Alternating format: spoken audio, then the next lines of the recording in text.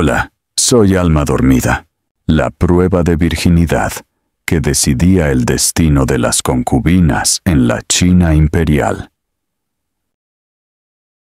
Imagina que tienes 14 años. No eres mujer, no eres niña, solo lo suficientemente mayor para sangrar. Y eso es todo lo que les importa. Vives en una aldea tranquila, cerca de Nanjing. Tu padre es un funcionario de bajo rango, obediente, invisible, y precisamente por eso te eligieron. Sucede sin advertencia. 3 soldados llegan antes del amanecer, sin explicaciones, solo un pergamino sellado con cera roja y tu nombre. Tu madre se desmaya, tu padre se inclina, y a ti te dicen que te prepares. Te friccionan hasta que tu piel arde. Recogen tu cabello en un peinado desconocido.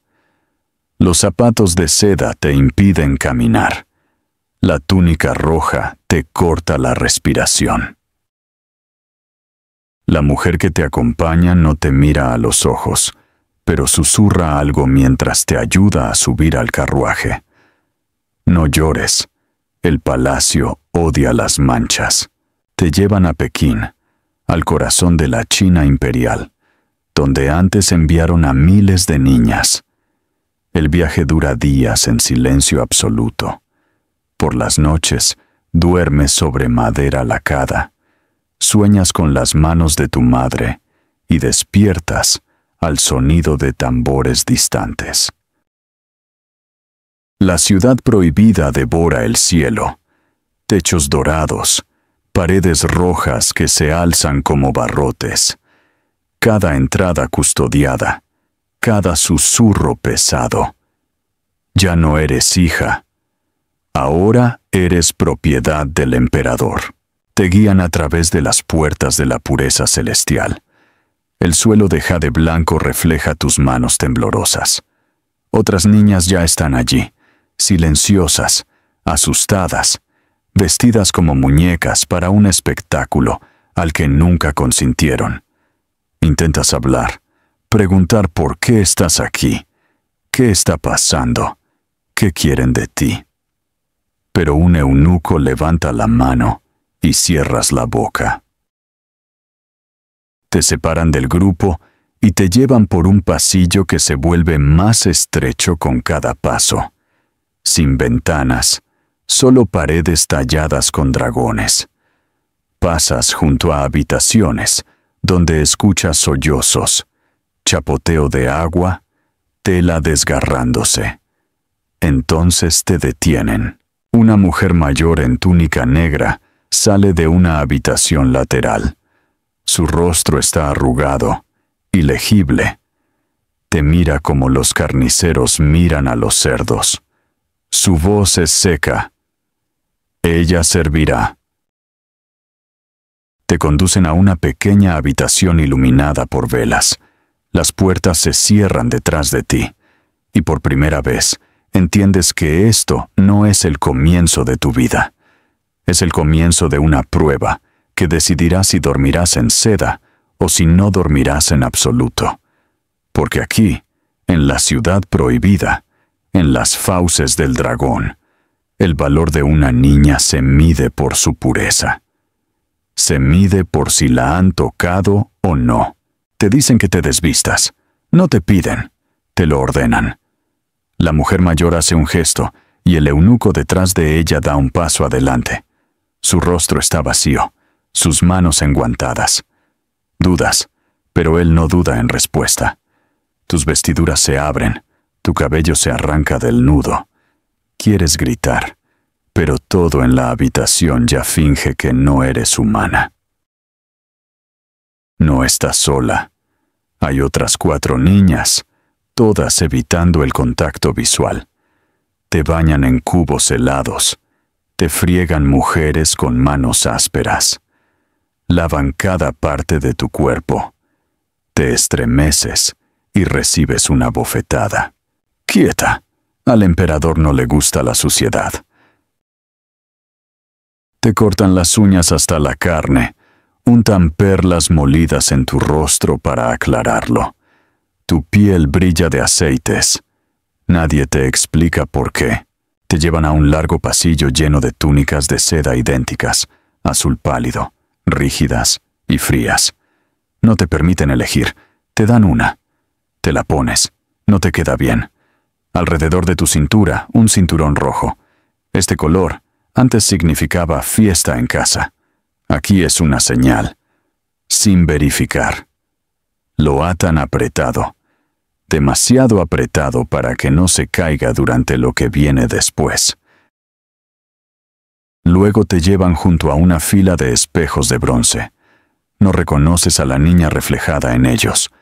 Tu rostro se ve mayor, más pálido, no como si hubieras vivido, sino como si ya hubieras desaparecido. Escuchas una campana, no fuerte, pero aguda. En algún lugar del pasillo se abre una puerta. Llaman a una de las niñas. Ella avanza. Las demás esperan. Te dicen que te arrodilles y no hables y no levantes los ojos, incluso cuando comienzan los gritos. Lo llaman preparación. Pero lo que realmente están haciendo es borrarte, borrar tu nombre, tu voz, tu hogar. Todo lo que queda es tu cuerpo. Y la pregunta que aquí preocupa a todos, ¿está intacto? Porque en la ciudad prohibida, una niña que no es virgen es un error. Y ningún emperador quiere un error en su cama. El silencio es insoportable. Has estado arrodillada durante horas, tus rodillas entumecidas por el frío. Las niñas son llamadas una por una. Algunas salen, otras no. Todos lo notan. Suena la campana. Un eunuco lee tu nombre. Te levantas torpemente, como si hubieras olvidado caminar. Lo sigues porque no tienes elección. El pasillo es estrecho, las paredes forradas con seda roja y linternas parpadeantes. Cada paso se siente como una marcha fúnebre. En el camino pasas junto a otro eunuco que lleva una bandeja con tela ensangrentada, cuidadosamente doblada encima. No se estremece, no te mira, simplemente sigue caminando. La habitación huele a madera vieja, incienso y algo más. Miedo puro.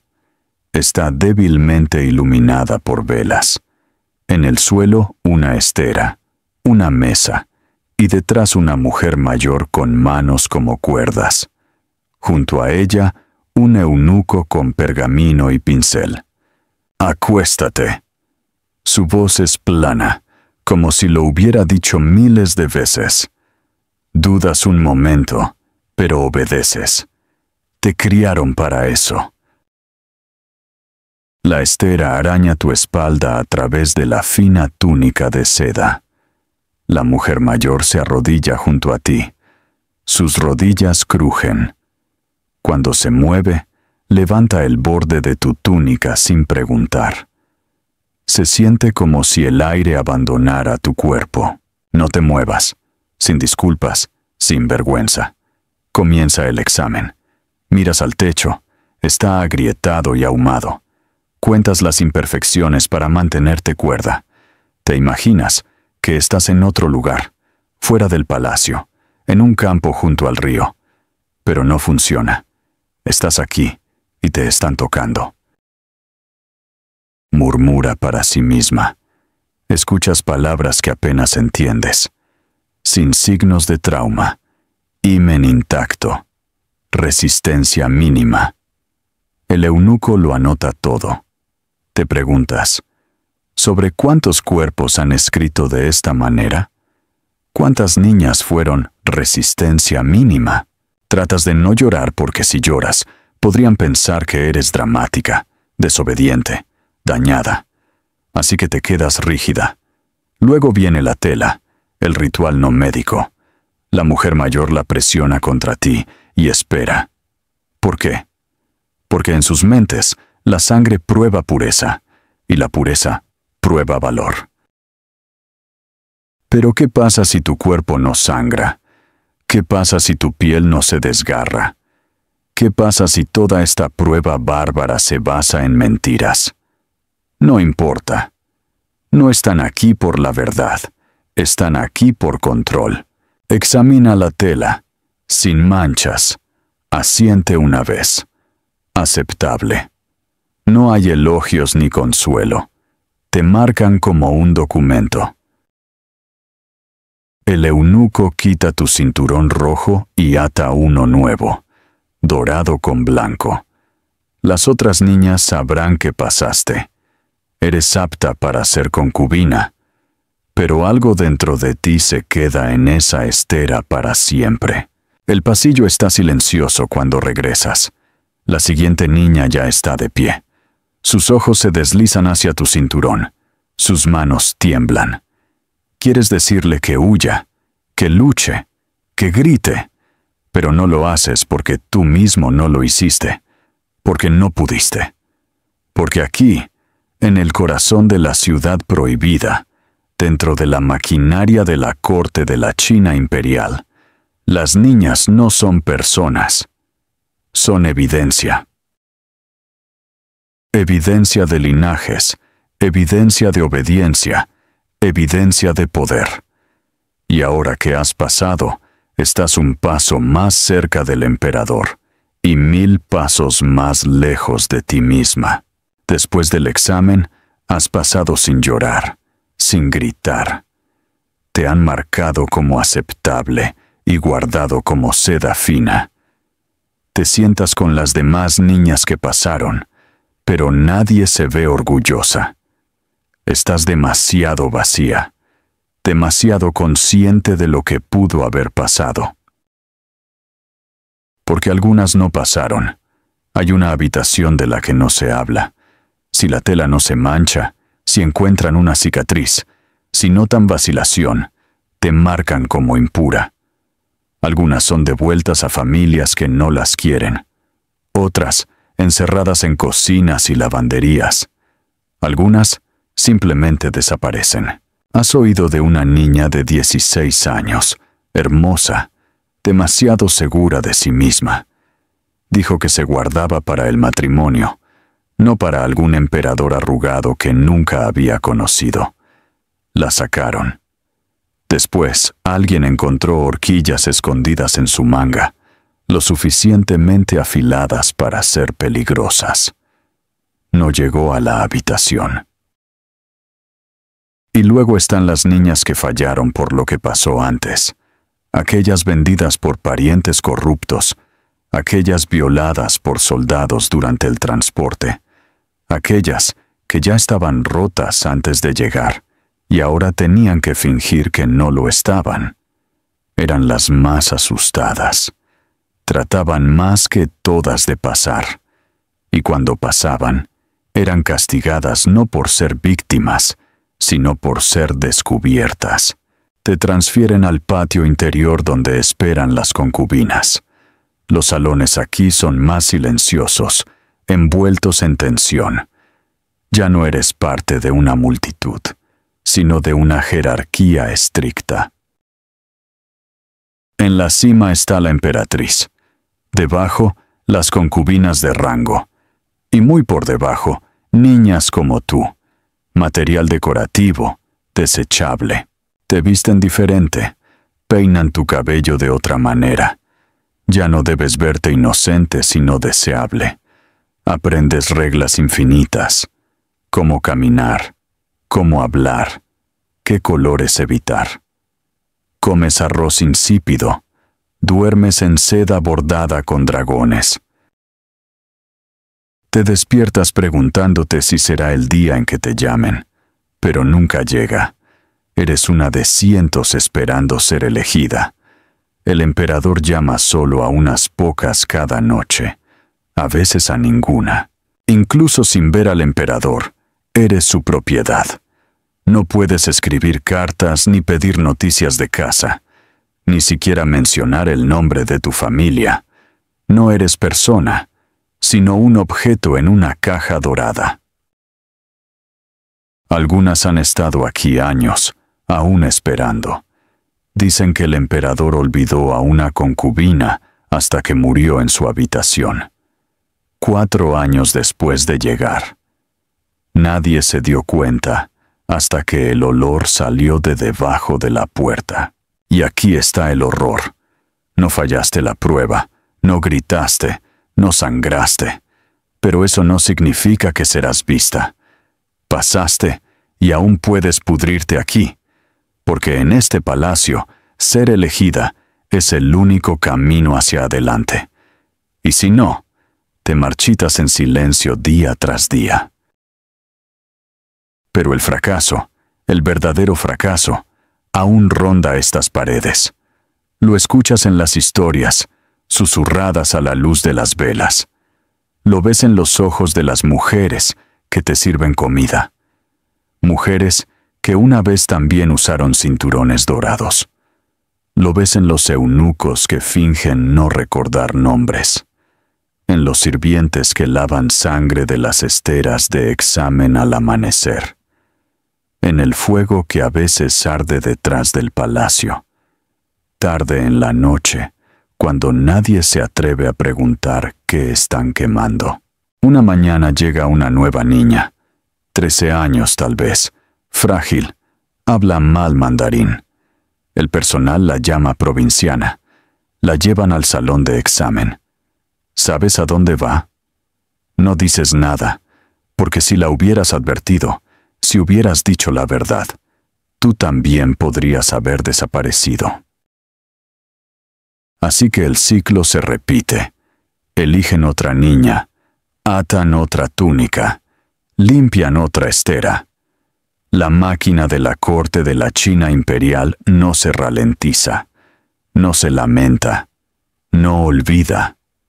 Solo tú olvidas, porque es la única manera de mantenerte viva. Al final, la prueba no es la parte más cruel. La parte más cruel es que pasar la prueba no garantiza nada, excepto que nunca te permitirán irte. Sucede como un trueno. Un eunuco dice tu nombre y cada niña se congela. El emperador te ha elegido. Te levantas demasiado rápido, tu túnica pegada a la espalda por el sudor. Esta vez todo es diferente. Ya no te evalúan, te pulen. Te friccionan con aceites de jazmín, pintan tu rostro blanco como papel. Tus túnicas cambian a seda dorada y escarlata con dragones bordados. Te llevan al palacio del perfeccionamiento espiritual. Caminas descalza sobre jade, el corazón latiendo como tambor de guerra. Te dejan en las puertas rojas. Estás sola. Él ya está adentro, una silueta detrás de cortinas de seda. Su presencia llena la habitación. Te inclinas hasta que tu nariz toca el suelo y esperas. Acércate más. Te levantas y caminas, tus pies silenciosos. Te estudia como un objeto, luego gesticula. 2 sirvientes quitan tus túnicas. Te quedas desnuda, excepto por las perlas en tu cabello. ¿Cómo te llamas? Dices tu nombre de palacio. El real murió hace tiempo. Asiente y te hace preguntas mundanas sobre tu provincia, las flores que crecen allí. Respondes cuidadosamente. Entiendes algo aterrador. No quiere conocerte. Solo saber si eres suficientemente interesante para recordarte. Entonces toca tu mano solo una vez. Los dedos fríos, la piel seca. No retiras la mano, no porque quieras quedarte, sino porque sabes lo que les pasa a las niñas que arruinan el momento. Permites que el silencio se alargue. Entonces se levanta, se va. Puedes irte. Así de simple. Te inclinas de nuevo. La túnica regresa, el rostro vacío. Te acompañan afuera. Las estrellas no se han movido, pero tú sí. Has cruzado una línea ahora, invisible pero irreversible. A la mañana siguiente tu habitación ha cambiado. Tu comida más caliente, tu túnica más nueva, tus guardias más atentos. Nadie lo dice directamente, pero todos saben que fuiste elegida y no enviada de vuelta. Ahora has entrado en un juego más peligroso, el juego de la política, la envidia y la guerra silenciosa. Las otras niñas te tratan diferente. Algunas sonríen, algunas te taladran con la mirada. Una niña escupe donde caminaste. No te sorprende, porque cada concubina espera, y cada una que es elegida hace que las otras esperen más tiempo. La concubina mayor envía por ti, te invita a tomar té, pero el té está frío. Sus preguntas son afiladas. Pregunta qué dijiste, qué dijo él, qué usaste, si sonreíste, si te tocó. Respondes cuidadosamente, cortésmente. Se ríe una vez, no amablemente. Disfruta tu momento, nunca duran mucho. Más tarde esa noche un sirviente encuentra tu túnica desgarrada en jirones. Nadie sabe quién lo hizo. A nadie le importa.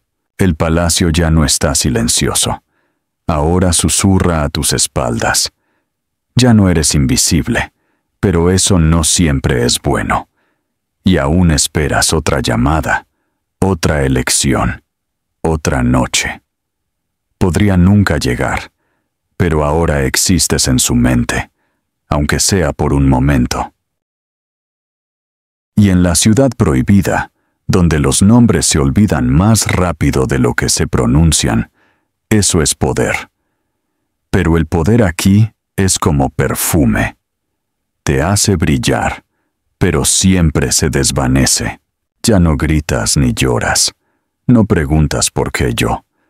El silencio es lo único que te pertenece. Han pasado 2 años desde la prueba, desde que decidieron si tu vida valía algo. Sobrevivir aquí significa volverse invisible sin desaparecer. Significa ver cómo borran a otras niñas mientras mantienes la cabeza baja. Te has plegado en una forma que no se puede romper, porque no queda nada afilado que agrietar. ¿Recuerdas a Limei? Tarareaba al cepillarse el cabello. Tenía una marca en la muñeca como gota de lluvia. Dejó de hablar el invierno pasado. Encontraron su cuerpo en el estanque. Sin lucha, solo cansancio mortal. Te dijeron que no la lamentaras, sin ceremonia, sin nombre, pero en tu mente está más fuerte que nunca, porque podrías haber sido tú. Tal vez aún serás tú. No eres mejor, solo más silenciosa. Sobreviviste, pero no porque fueras fuerte. Sobreviviste porque dejaste de ser alguien. Una noche el emperador te llama de nuevo. Su túnica está desabrochada. Habla poco. Huele a vino y viejos inciensos. Haces lo que te enseñaron. No te estremeces. No dudas. No existes. Después se da la vuelta, como un hombre que acaba de parpadear. Puedes irte. Y así tu valor regresa a cero. Caminas de vuelta sola por los pasillos lacados rojos. La luz de las velas distorsiona tu sombra. El silencio detrás de ti se siente más frío que cualquier rechazo. Te dices que esto sigue siendo supervivencia, que este vacío es el precio. Pero esta noche finalmente preguntas, ¿sobrevivir para qué? Llegas a tu habitación. Hay un espejo. Miras, y por primera vez en años no la reconoces. El rostro empolvado, los labios rojos, los ojos cansados. Esta no es la niña que llegó a las puertas, temblando en seda y esperanza. Esta es otra persona, alguien forjado en susurros, formado por el hambre, silenciado por el protocolo. Te sientas junto a la ventana y miras la luna, la misma luna que mirabas cuando llegaste por primera vez. Pero esa niña Ella se fue. Murió en la habitación de examen, o la primera vez que sonreíste a través del dolor, o la noche en que no hablaste cuando se llevaron a otra niña. No sabes qué momento la mató. Solo sabes que nunca salió. Una tarde llega una noticia que se extiende como fuego. El emperador ha muerto. El silencio que sigue es diferente. Es el vacío absoluto. Sin el emperador, ¿qué son ustedes? La respuesta llega con la nueva dinastía. Algunas serán transferidas al nuevo emperador, otras enviadas a templos. Las demás simplemente desaparecerán, como si nunca hubieran existido. Te dijeron que irías al templo. No es castigo ni recompensa. Es lo que queda cuando el valor humano se agota. En tus últimos días en la ciudad prohibida, caminaste una vez más por esos jardines perfectos, donde cada piedra había sido colocada con precisión imperial. Miraste las carpas doradas que nadaban en círculos eternos, en estanques que eran prisiones de jade. Te preguntaste si ellas también recordaban el río del que las habían arrancado. La mañana de tu partida no hubo ceremonias, solo un carruaje que esperaba en el mismo patio donde habías llegado años atrás. Las mismas piedras bajo tus pies, el mismo cielo arriba.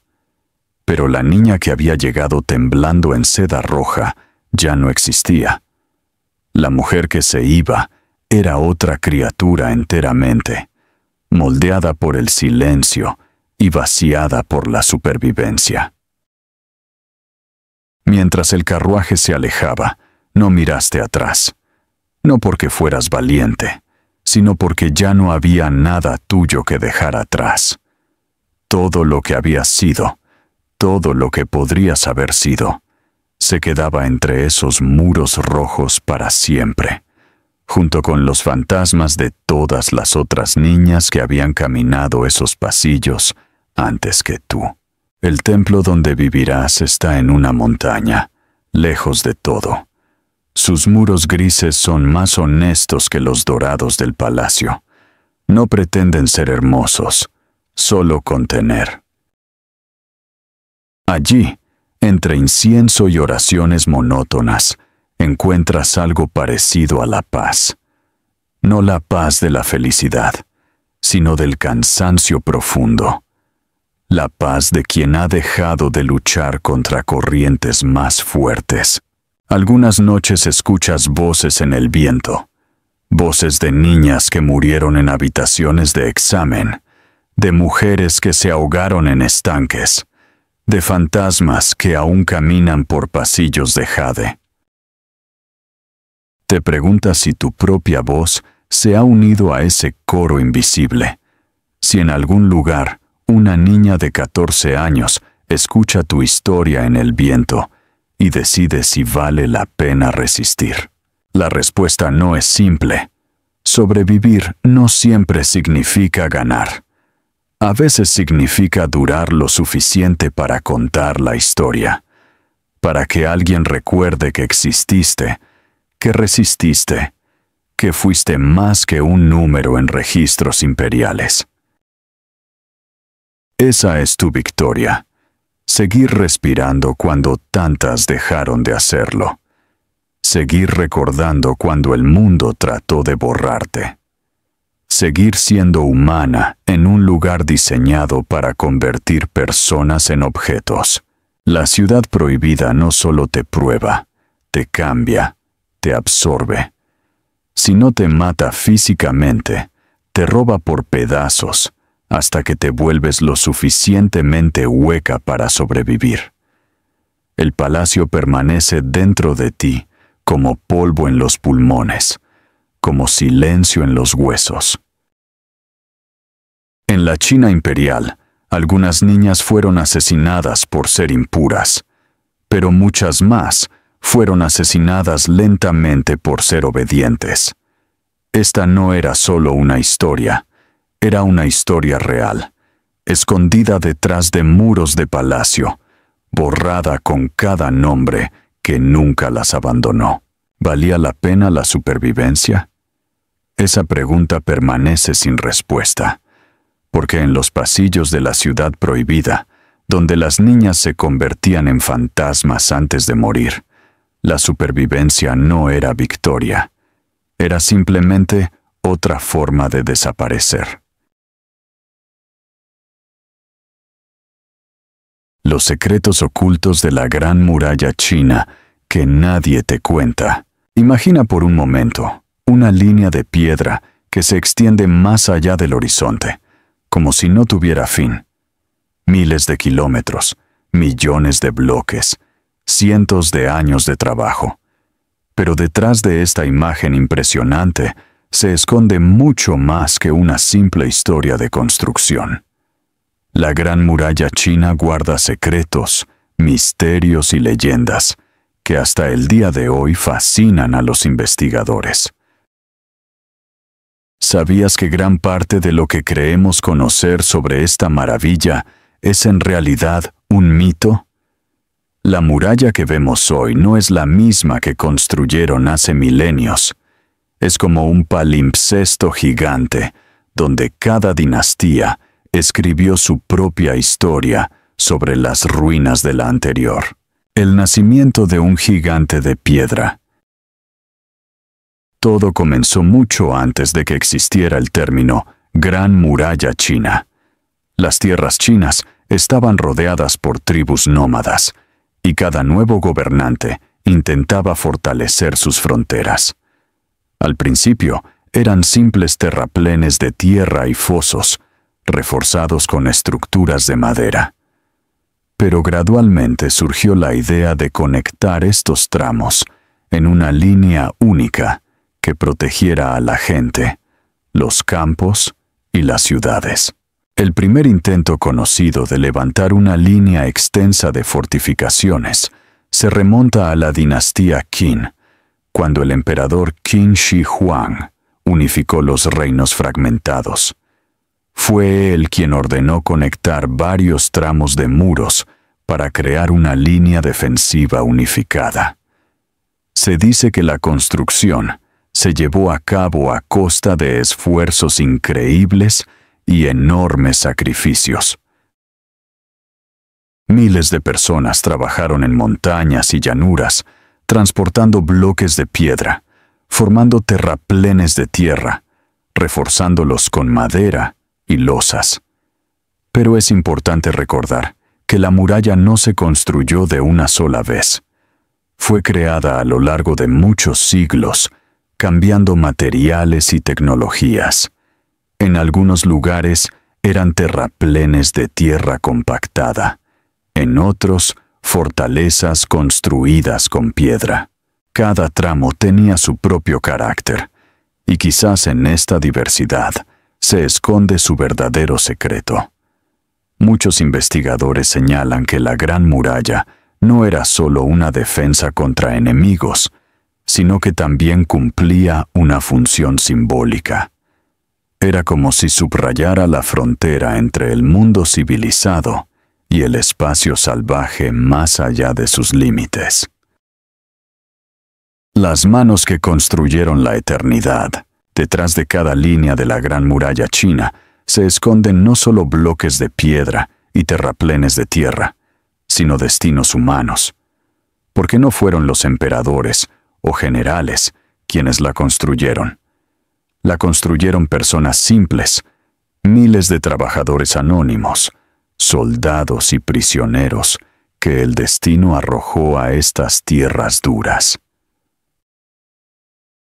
Cuando el emperador Qin Shi Huang ordenó conectar las fortificaciones separadas en una muralla unificada, reunieron prisioneros de guerra, campesinos e incluso eruditos que habían caído en desgracia. Para el poder era una oportunidad de usar su trabajo, para la gente una dura prueba de la que no todos podían regresar. Los trabajadores recibían poca comida, trabajaban muchas horas al día y tenían que descansar bajo el cielo abierto, entre montañas y estepas. Imagina cómo se veía un día en la vida de tal constructor. Al amanecer, el sonido de tambores despertaba a la gente para trabajar. Tomando camillas de madera o cuerdas, arrastraban bloques de piedra sobre sí mismos. En pendientes empinadas, tenían que usar cadenas enteras de personas, pasando cargas pesadas de mano en mano. A veces para levantar piedras, usaban estructuras inclinadas de madera, pero la mayoría de las veces, solo la fuerza de los hombros humanos.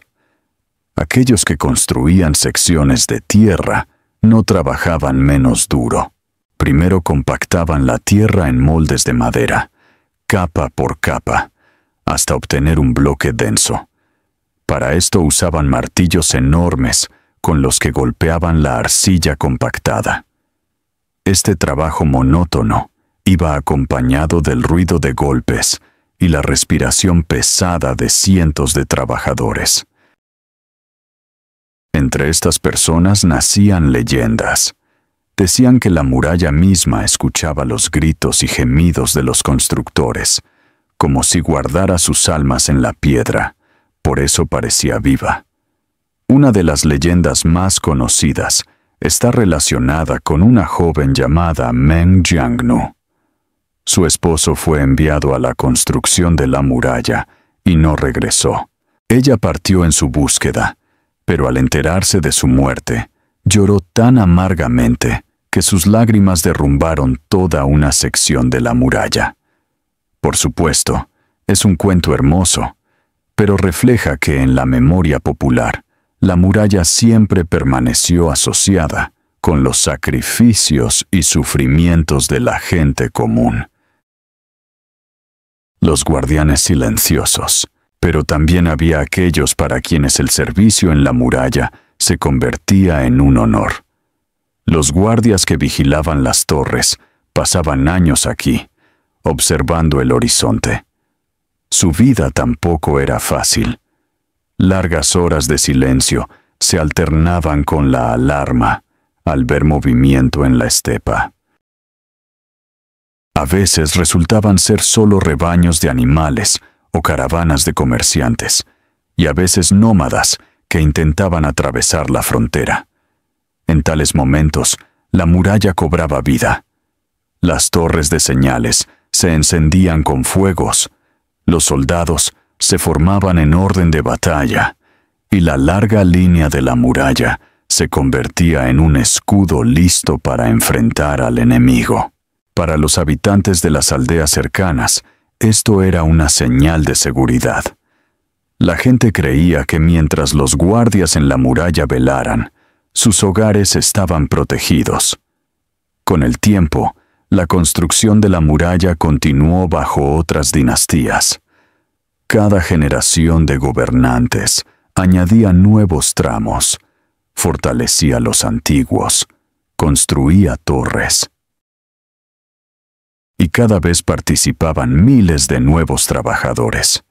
Unos se iban para siempre, otros dejaban en la memoria historias, canciones, tradiciones. Al final, la Gran Muralla se convirtió no solo en un símbolo del Estado, sino en una especie de crónica de destinos humanos. El dragón de piedra y sus misterios. Cuando miras la Gran Muralla China desde las alturas, especialmente en lugares donde se extiende por las montañas, aparece una sensación extraña. Parece que sus líneas no son casuales.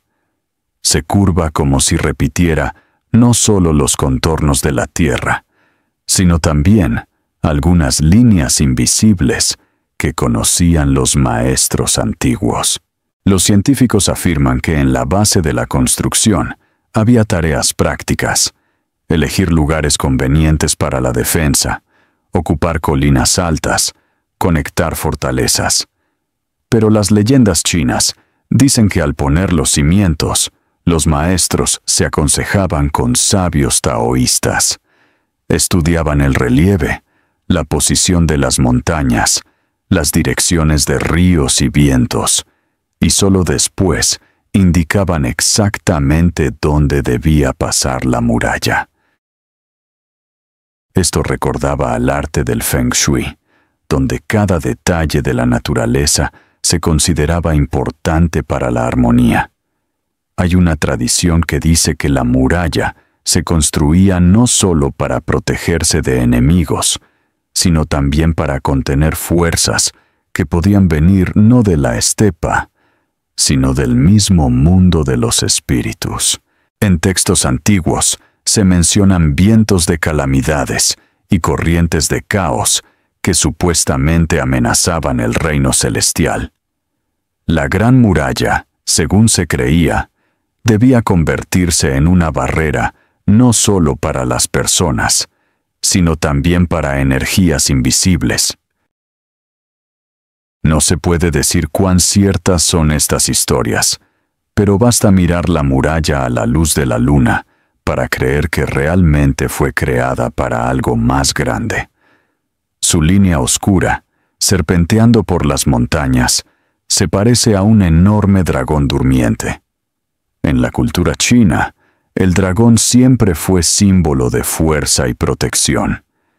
Quizás por eso la muralla misma era percibida como un dragón que guardaba el país de las desgracias. Los secretos del cemento eterno.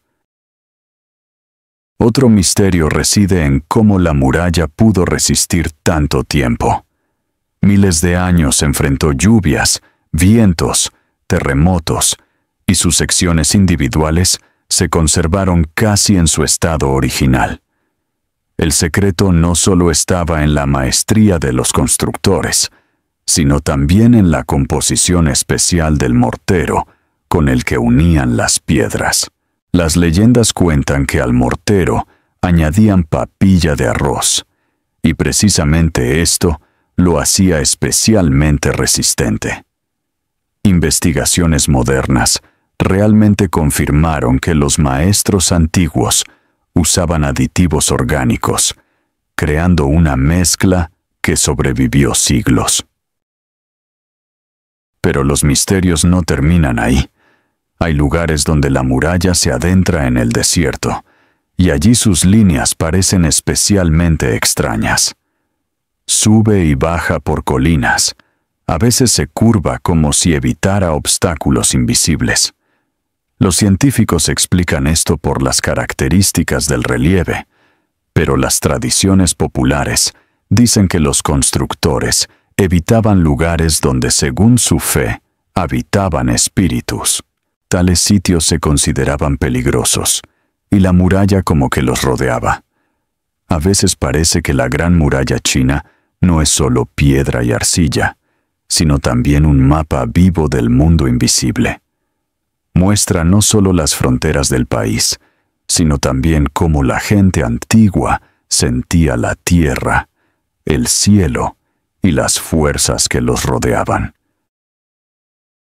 El sistema de defensa más avanzado de su tiempo, la Gran Muralla China, no era solo un símbolo o una leyenda.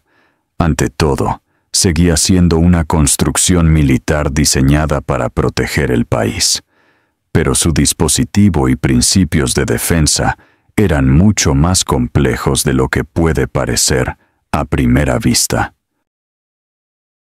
A primera vista, la muralla es simplemente una línea larga, una barrera para el enemigo, pero en realidad representaba todo un sistema de fortificaciones, torres, fortalezas, pasajes secretos, construcciones de señales. Todo esto la convertía en un organismo vivo de defensa.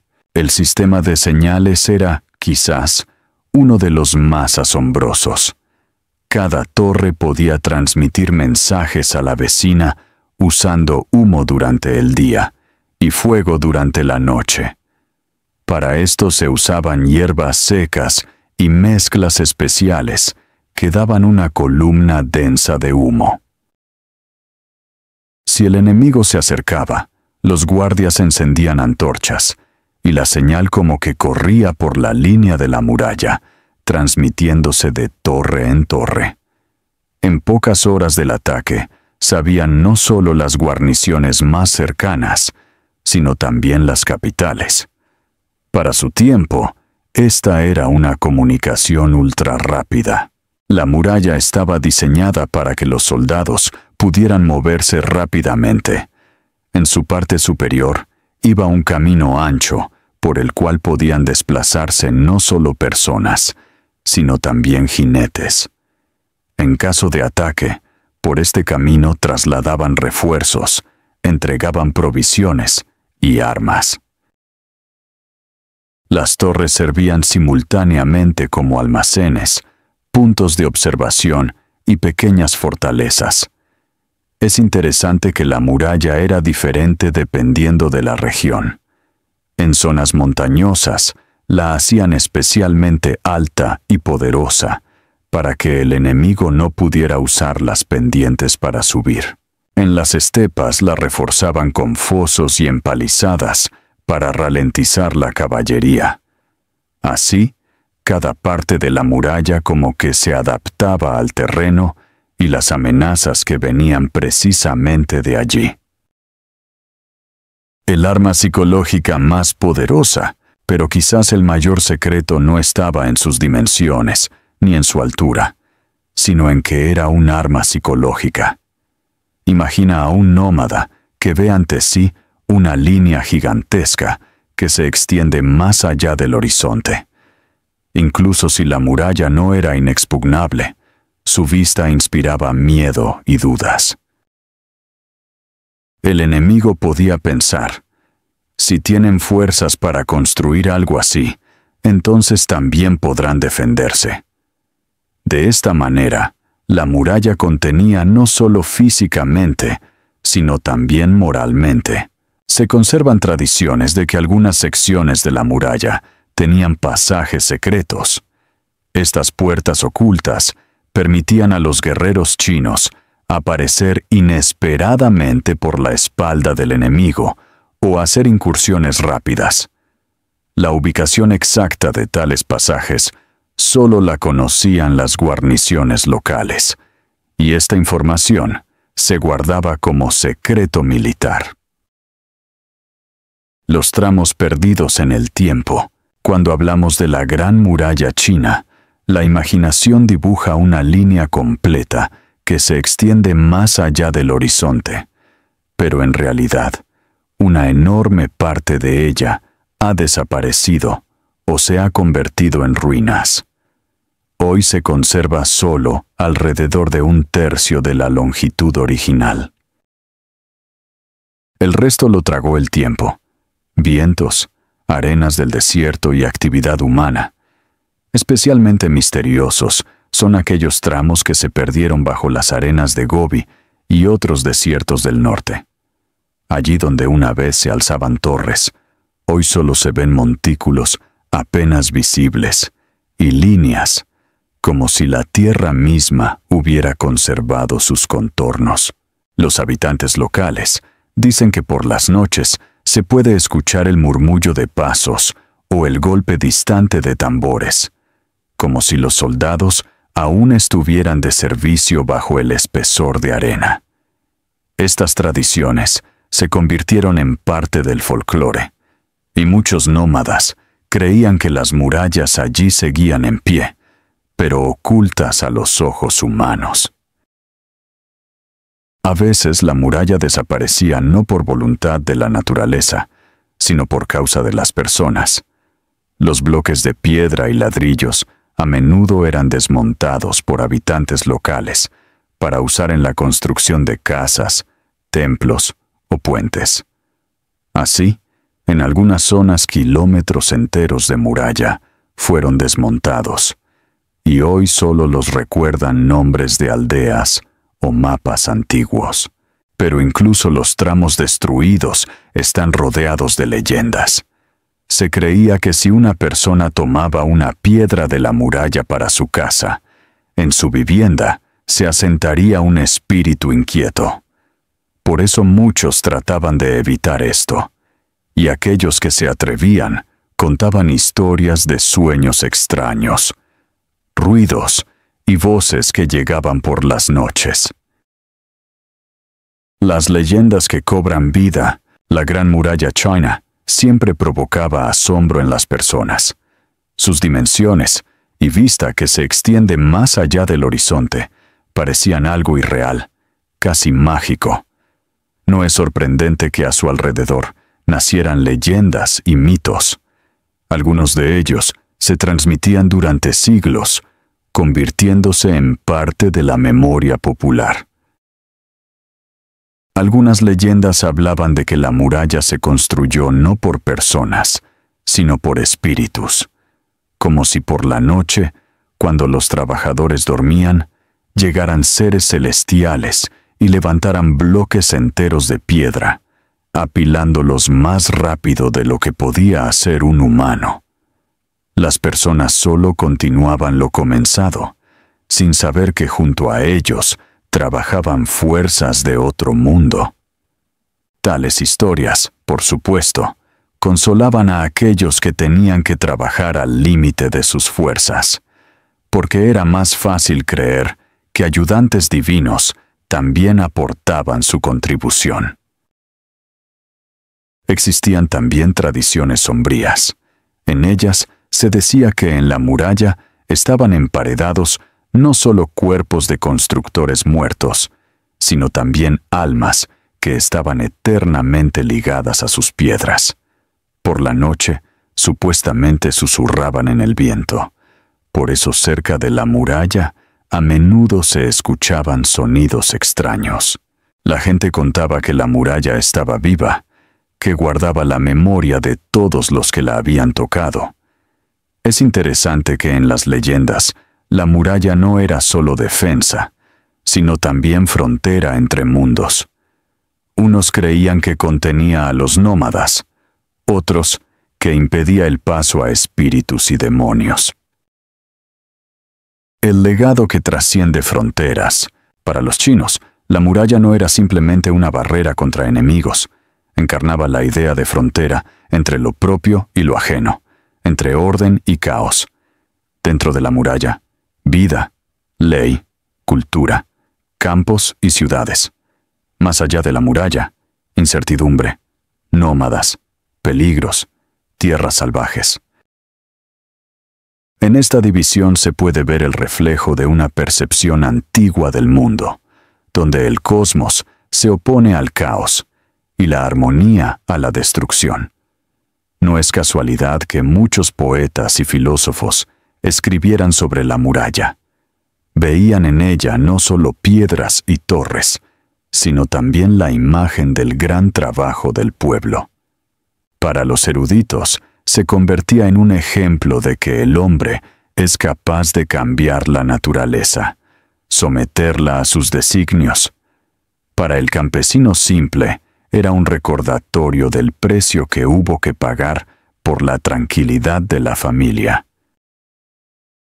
Existe también el lado espiritual de la percepción de la muralla.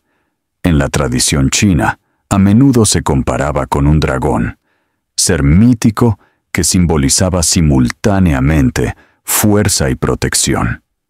Las curvas de la muralla, sus movimientos por montañas y llanuras, realmente recuerdan el cuerpo de una serpiente gigantesca durmiendo en la tierra, los misterios que aún esperan.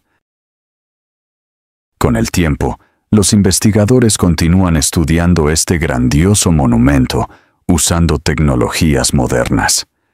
Las imágenes satelitales han permitido descubrir tramos de la muralla de los que hasta ahora pocos sabían. Largas secciones escondidas en montañas y bosques que las personas nunca habían visto con sus propios ojos, de repente aparecieron en la pantalla. Los arqueólogos también estudian los materiales con los que se construyó la muralla: piedras, ladrillos, arcilla. Cada elemento lleva información sobre la tecnología, cultura y costumbres de esa época. En algunos lugares encuentran huellas de manos o rastros de herramientas dejados por los trabajadores. Pero junto con los descubrimientos quedan misterios. Algunos tramos de la muralla están tan destruidos que es imposible determinar exactamente cómo se veían en el pasado.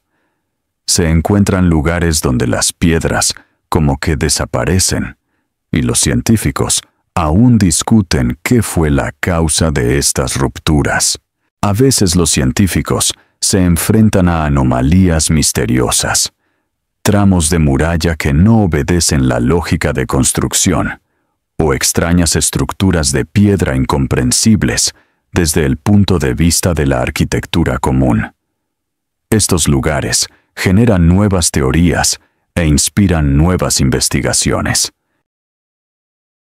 El eco eterno. Hoy, cuando caminamos por las piedras antiguas, es difícil imaginar que una vez aquí pasaron destacamentos de combate, que aquí ardieron hogueras de señales. La Gran Muralla China no es solo una construcción militar, no solo una maravilla arquitectónica. Con el tiempo se convirtió en símbolo de todo el reino celestial, de su espíritu y cosmovisión. Para el China moderno, la muralla se convirtió en símbolo nacional, encarnación de la fuerza y resistencia del pueblo. Pero si miramos más profundo, es un símbolo no solo para un país. Recuerda a todo el mundo cómo la humanidad sabe crear lo grandioso, sacrificándose por el futuro. Cuando la noche desciende sobre las estepas del norte y la luna se alza sobre las piedras antiguas, la Gran Muralla China siempre inspiró asombro reverencial. Sus dimensiones y vista que se extiende más allá del horizonte parecían algo irreal, casi mágico.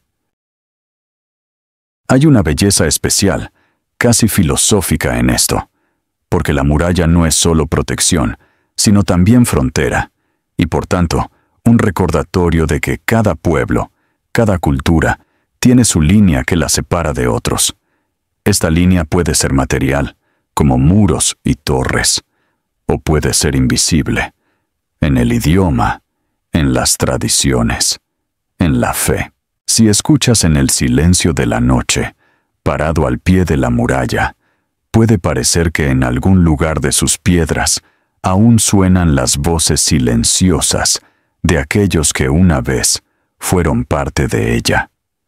La Gran Muralla permanece como recordatorio de que la grandeza se crea no solo por órdenes de gobernantes, sino por las manos de millones de personas anónimas. Y tal vez precisamente por eso la Gran Muralla China fascina tanto. Guarda en sí no solo la historia de lucha y trabajo, sino también un secreto que escapa a las explicaciones. Un secreto que solo se puede sentir en el silencio de la noche, cuando el mundo se duerme y sobre las piedras antiguas se alza la luna. China medieval temprana. Cuando los bárbaros gobernaron el imperio, la Edad Media temprana en China fue una época extraordinaria que pocos conocen en detalle. Mientras Europa atravesaba sus siglos oscuros, China vivía una transformación radical que cambiaría para siempre el rostro del imperio más antiguo del mundo. Comencemos nuestro viaje en el siglo III de nuestra era, cuando el poderoso imperio Han se desmoronaba como un castillo de naipes. Imaginen el caos. Rebeliones sangrientas, hambrunas devastadoras y el colapso de un sistema que había funcionado durante siglos. El famoso levantamiento de los turbantes amarillos no fue solo una rebelión política, sino una explosión apocalíptica de descontento popular que dejó ríos llenos de cadáveres. Tras este colapso llegó la época de los Tres Reinos, ese período legendario que inspiró novelas épicas y videojuegos modernos. Pero la realidad era mucho más cruda que cualquier fantasía. Tres estados rivales se despedazaban mutuamente mientras mantenían ejércitos de 200.000 hombres cada uno.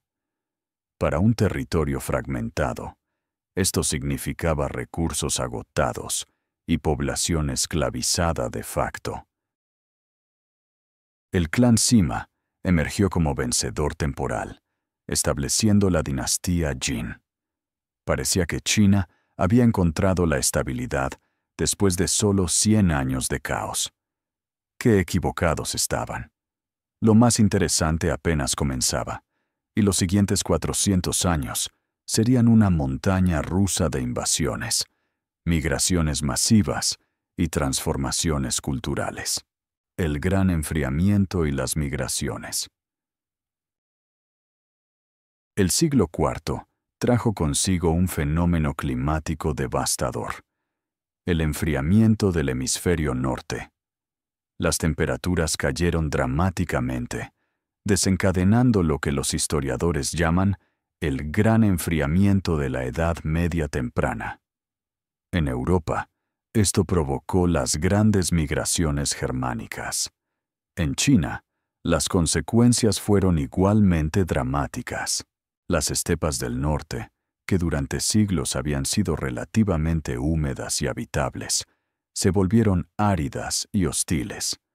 Los pueblos nómadas que habían prosperado allí de repente se encontraron sin pastos para sus rebaños. ¿Su solución? Migrar hacia el sur, hacia las fértiles tierras chinas. Los documentos chinos registran 670 catástrofes naturales en los siguientes 150 años: inundaciones, sequías, tornados y terremotos que destrozaron la infraestructura del imperio. Para entender la magnitud de esta crisis, imaginen que cada año había aproximadamente 4 desastres naturales mayores. No era solo una sequía aquí o una inundación allá. Era un bombardeo constante de calamidades que hacían imposible cualquier planificación a largo plazo. El desierto de Taklamakan, que hoy conocemos como uno de los más áridos del mundo, en esa época todavía tenía ciudades prósperas que fueron simplemente abandonadas cuando el clima se volvió inhabitable. El propio nombre, Taklamakan, significa lugar abandonado en idioma uigur. Mientras tanto, los emperadores Jin estaban demasiado ocupados matándose entre ellos para notar la tormenta que se avecinaba. La revuelta de los 8 príncipes convirtió el país en un campo de batalla familiar, donde los miembros del clan imperial se eliminaban mutuamente con una brutalidad que haría palidecer a cualquier soap opera moderno. Los 5 bárbaros toman el control. Los chinos, en su arrogancia típica, habían ignorado completamente a los bárbaros del norte durante décadas. Esta actitud les costó caro. Los llamados 5 bárbaros, una mezcla de pueblos túrquicos, mongólicos y otros grupos étnicos, no eran los salvajes incivilizados que los chinos imaginaban.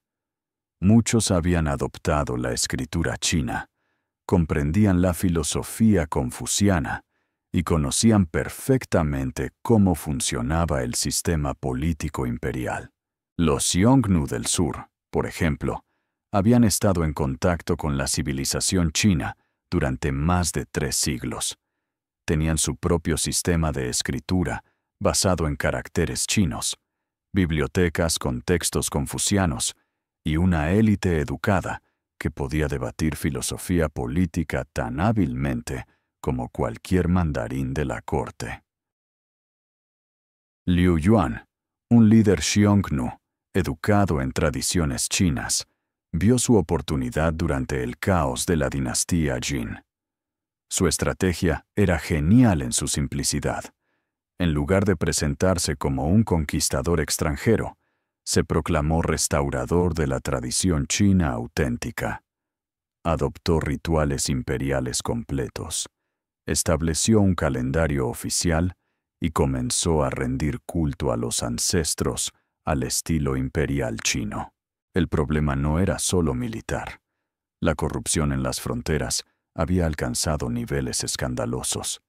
Funcionarios chinos vendían armas de calidad militar a cambio de rebaños de ovejas y mujeres hermosas. Un informe de la época describe almacenes militares enteros siendo vaciados y su contenido entregado a líderes nómadas que oficialmente eran aliados del imperio. La gran migración hacia el sur y el nacimiento de los Hakka. Cuando los ejércitos nómadas arrasaron las capitales del norte, algo extraordinario sucedió. La élite china empacó sus pertenencias y huyó hacia el sur como refugiados en su propia tierra. Esta migración masiva redefinió qué significaba ser chino. El corazón de la civilización china, el Valle del Río Amarillo, cuna de dinastías milenarias, quedó en manos extranjeras. Los refugiados establecieron una nueva capital en Nanjing, a orillas del río Yangtze. El contraste demográfico era asombroso. En el año 300, un tercio de toda la población china vivía en las provincias del norte. Al sur del Yangtze, apenas el 6% de la población total habitaba vastas extensiones que hoy albergan ciudades como Shanghái y Guangzhou. Esta migración creó un nuevo grupo étnico que existe hasta hoy, los Hakka o huéspedes. Estos descendientes de los refugiados del norte mantuvieron sus dialectos septentrionales y tradiciones culturales durante más de 1000 años. Hoy son más de 100 millones de personas dispersas por el sur de China y el sudeste asiático. Los Hakka construyeron las famosas casas redondas de tierra, fortalezas familiares que podían albergar a cientos de parientes. Transformaron el paisaje sureño, donde antes había bosques vírgenes y pantanos. Construyeron los famosos campos de arroz en terrazas, drenaron humedales, canalizaron ríos y convirtieron montañas en escalones cultivables. Los pueblos nativos del sur se vieron desplazados por oleadas de colonos chinos, organizados y tecnológicamente superiores. Era una conquista demográfica en cámara lenta que cambió para siempre la composición étnica del sur de China. Descubrimientos del sur, té y nuevas tradiciones. La migración hacia el sur trajo descubrimientos que cambiarían la cultura china para siempre. El más importante fue el té, que crecía silvestre en las montañas sureñas, pero que los chinos del norte nunca habían valorado adecuadamente. Los refugiados norteños, desesperados por mantenerse despiertos durante sus prácticas de meditación y estudio, descubrieron las propiedades estimulantes del té. Nacieron así las primeras escuelas de té, con rituales elaborados que combinaban elementos taoístas y budistas. Las escuelas de té desarrollaron una filosofía completa alrededor de la preparación y consumo de esta bebida. No era simplemente beber agua caliente con hojas, era un camino hacia la iluminación espiritual. La temperatura del agua, el tiempo de infusión, incluso la forma de sostener la taza, todo tenía significado profundo. También adoptaron costumbres locales que se integraron en la cultura popular china, aunque la élite las miraba con desdén. El norte bárbaro se civiliza. Mientras tanto, en el norte ocupado, algo fascinante estaba ocurriendo. Los conquistadores bárbaros no destruyeron la civilización china, la adoptaron y la transformaron desde adentro.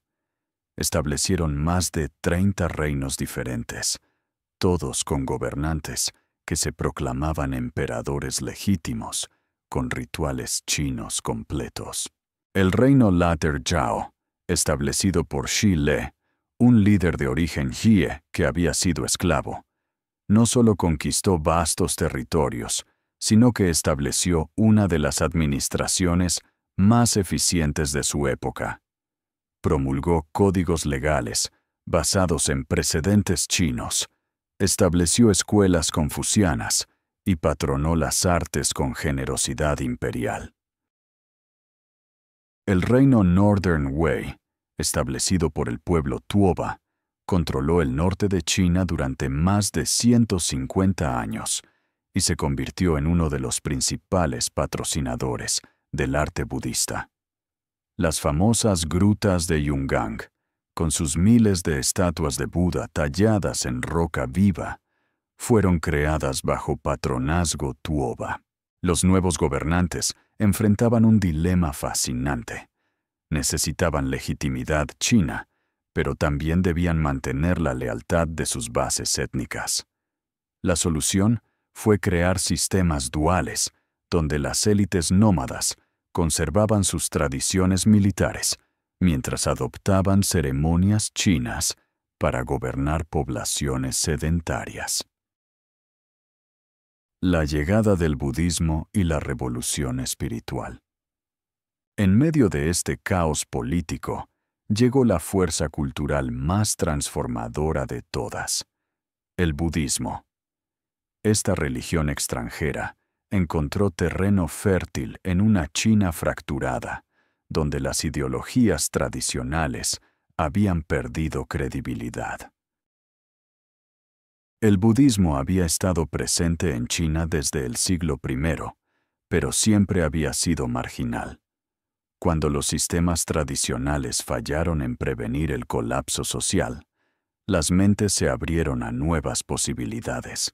En el norte, el budismo se extendió como fuego entre los gobernantes bárbaros.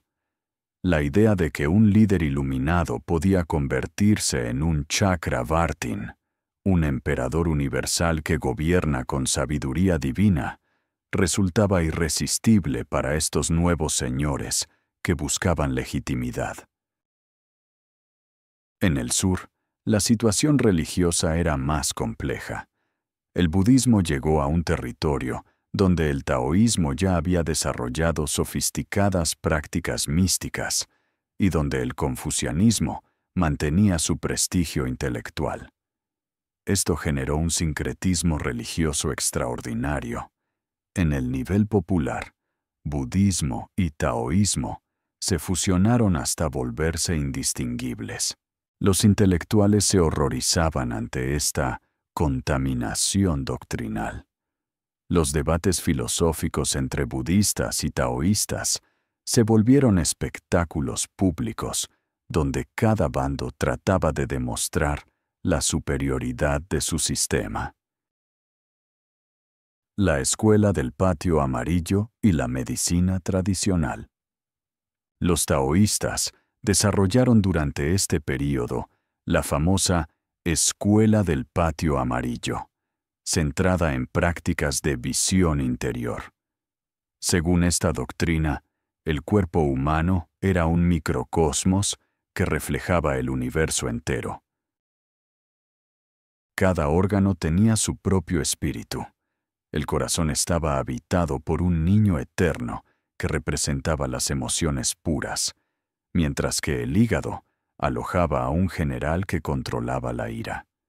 Los practicantes aprendían a viajar por su interior, conversando con estos espíritus para mantener la armonía corporal. La práctica de la visión interior requería años de entrenamiento. Los adeptos desarrollaron mapas detallados del cuerpo humano, que incluían no solo órganos físicos, sino palacios espirituales, donde residían diferentes aspectos de la personalidad. De estas prácticas nació la medicina tradicional china, acupuntura, masaje terapéutico y farmacología herbal surgieron de la creencia de que el cuerpo contenía canales de energía manipulables para restaurar la salud. El Zen chino, una revolución espiritual. Pero la contribución más duradera del budismo chino fue el desarrollo del Chan, Zen. Bodhidharma llegó a China con una propuesta radical.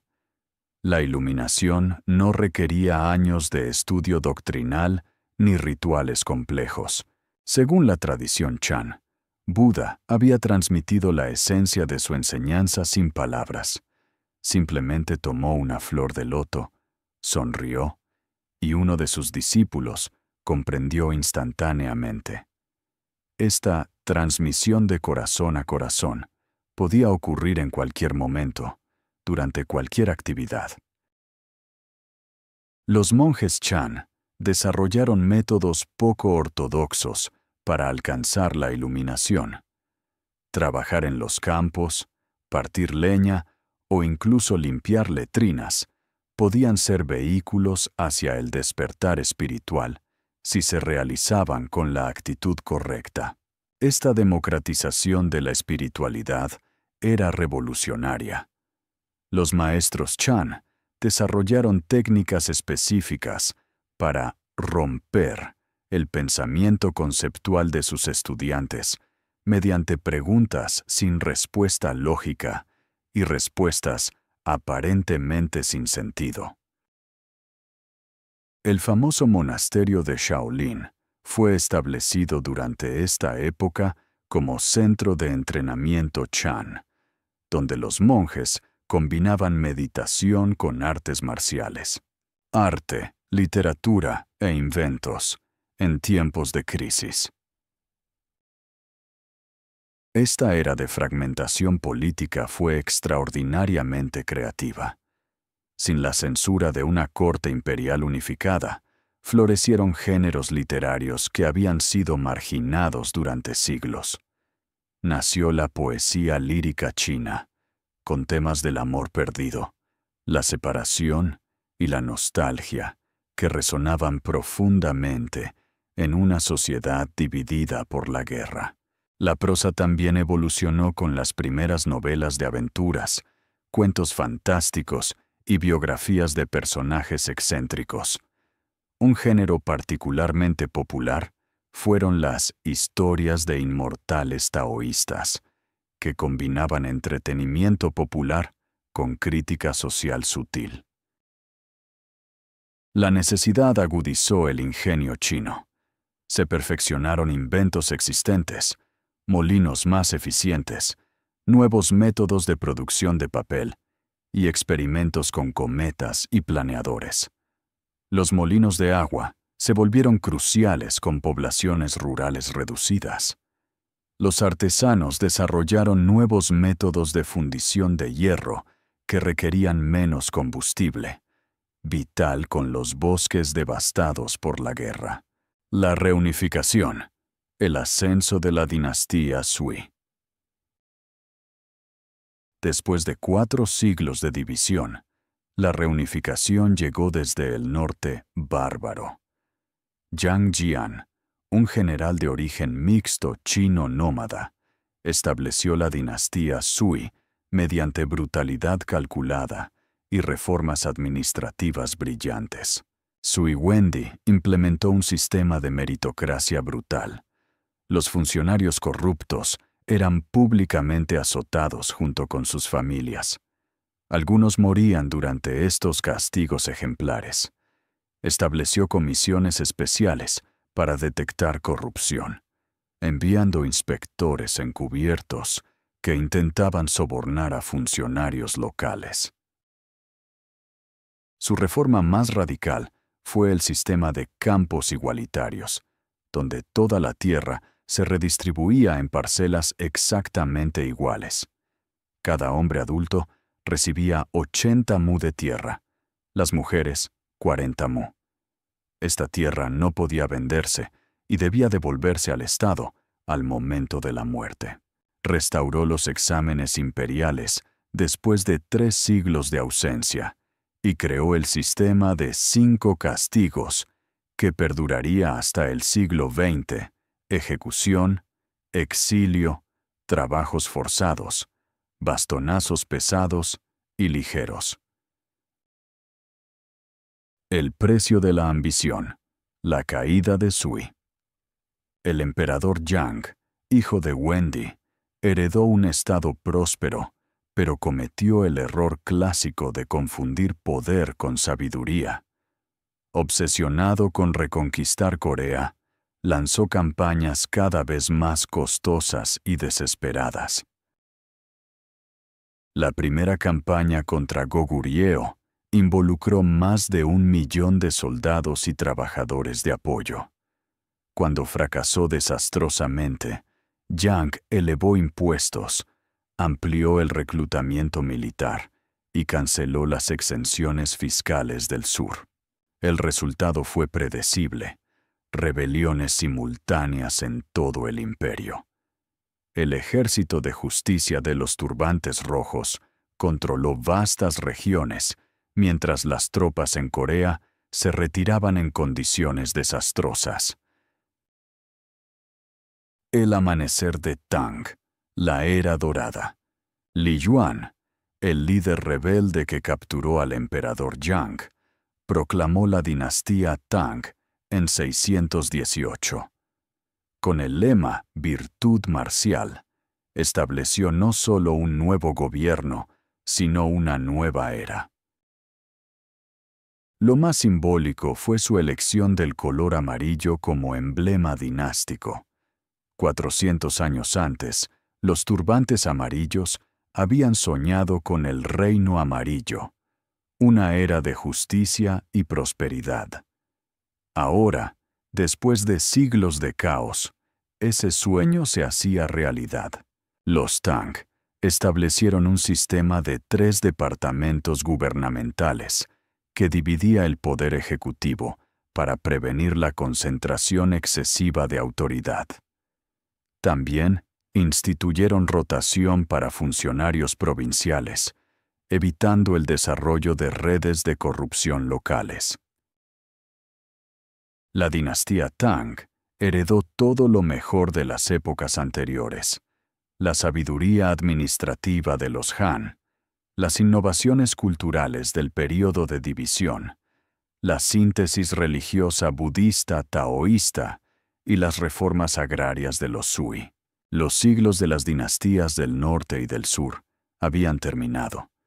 China emergía transformada, expandida hacia el sur, enriquecida culturalmente y lista para convertirse en el imperio más poderoso del mundo medieval. El caos había sido doloroso, pero también había sido extraordinariamente creativo. La unificación Tang marcó el final de una de las épocas más turbulentas, pero culturalmente fértiles de la historia china. Los siglos oscuros de China habían producido avances en religión, filosofía, arte y tecnología que definirían la identidad china durante el siguiente milenio. China imperial. Secretos impactantes, tradiciones y vida cotidiana que te sorprenderán. Pobreza, estructura social y lujo aristocrático. Imagina la China imperial, la Gran Muralla, pagodas, seda y emperadores viviendo en palacios lujosos. Pero la vida del pueblo era completamente distinta, dura y sin compasión. La mayoría de la población vivía en extrema pobreza, en chozas diminutas, con una dieta basada en arroz aguado y jornadas de trabajo interminables en los campos. La desesperación llevaba a algunos padres a vender a sus hijos como esclavos. Cuando el dueño moría, en ocasiones quemaban a los esclavos para acompañarlo en la otra vida, una práctica abolida durante la dinastía Zhou en 1046 a.C. Mientras los pobres luchaban por sobrevivir, la élite mostraba su estatus de maneras curiosas. Los aristócratas cultivaban uñas extremadamente largas, de hasta 15 centímetros, como símbolo de poder y conexión divina. Los emperadores tenían las uñas más largas, protegidas por estuches especiales llamados hugi.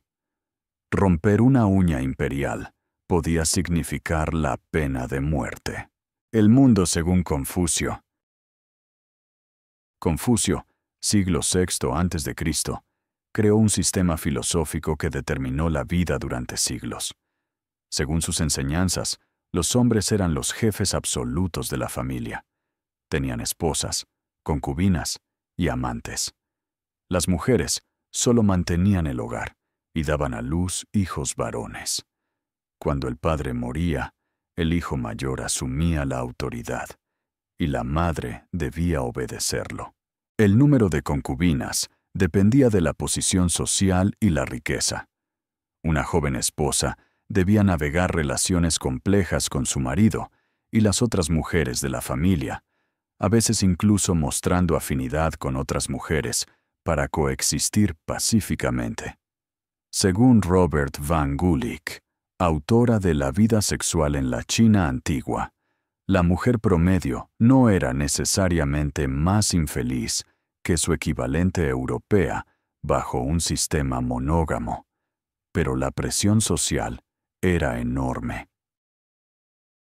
La obsesión por los olores, el aroma corporal, era un indicador de estatus social. Los aristócratas gastaban fortunas en perfumes y fragancias. Las mujeres llevaban cojines aromáticos cosidos a la ropa, y los súbditos masticaban clavos de olor frente al emperador para tener aliento fresco. Los pobres, sin acceso a fragancias, usaban métodos más extremos: lavarse las axilas con orina una vez al año. Los taoístas evitaban el baño por completo, creyendo que el agua propagaba enfermedades. Esto contribuyó a una epidemia masiva de piojos, considerados un signo de buena supervivencia. Algunos incluso los comían para combatir infestaciones. El destino de nacer mujer. En la China imperial, nacer mujer era considerado un desastre. Solo los hijos varones podían cumplir con los ritos ancestrales. Las hijas eran entregadas a familias de futuros esposos o vendidas como esclavas.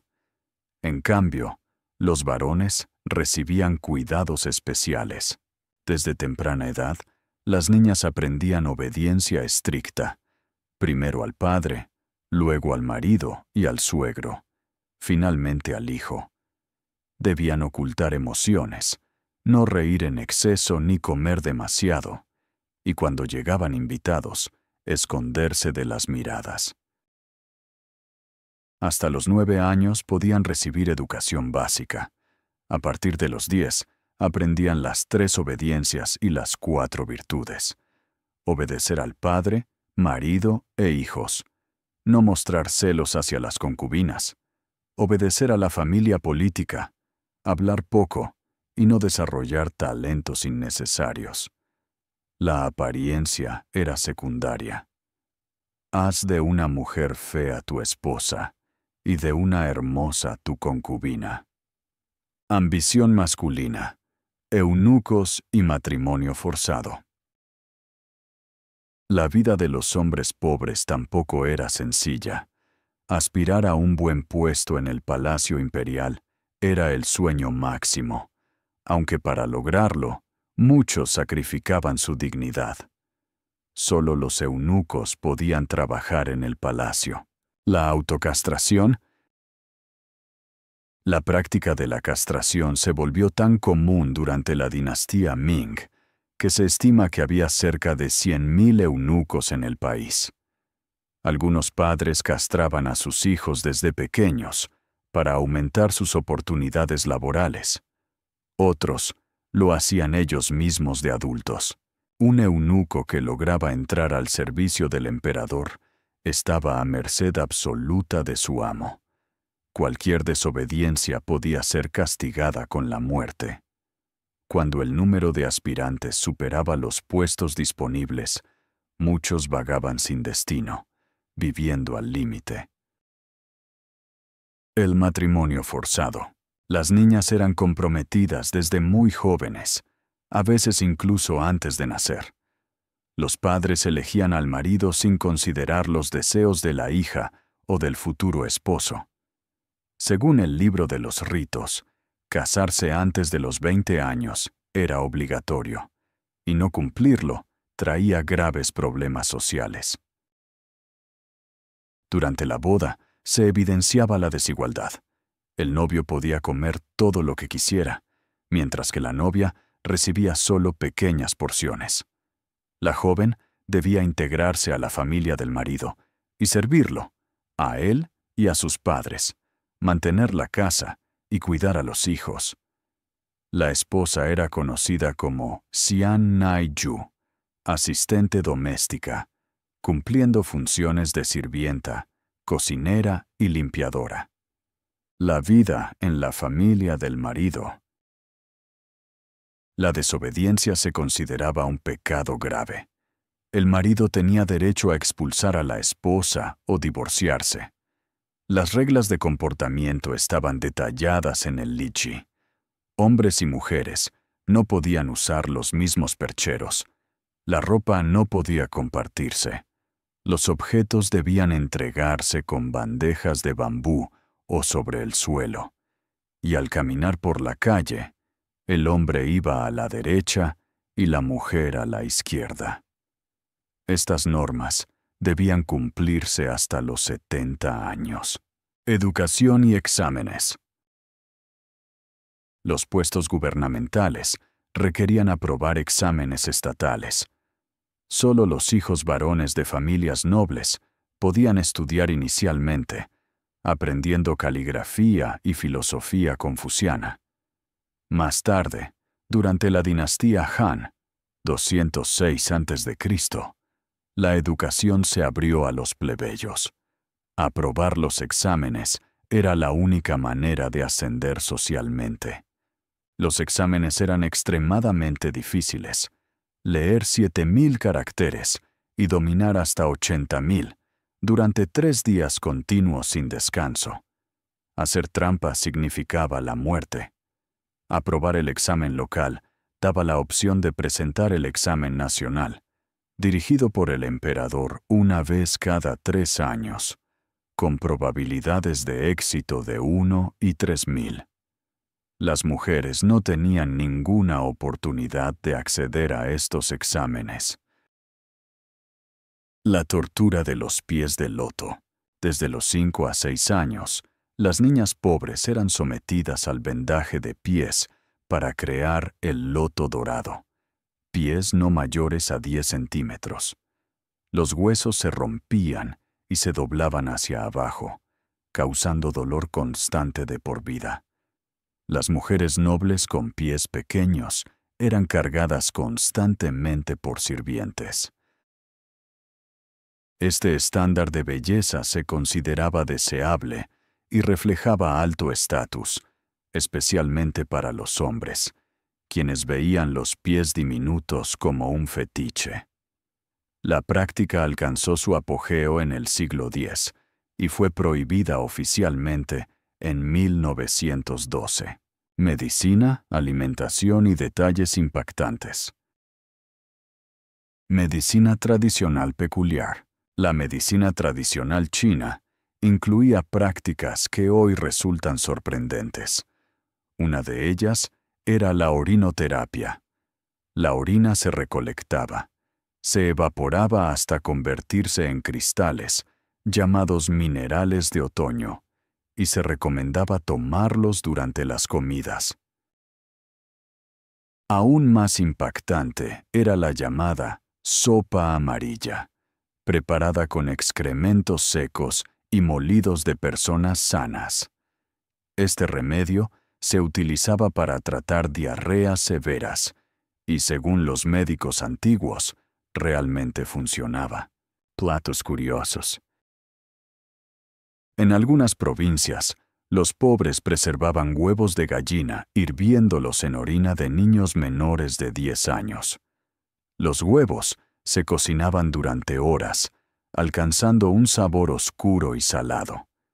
Con el tiempo, este plato se convirtió en tradición regional y patrimonio cultural, considerado beneficioso para la sangre y la fiebre. El shock final. El papel higiénico.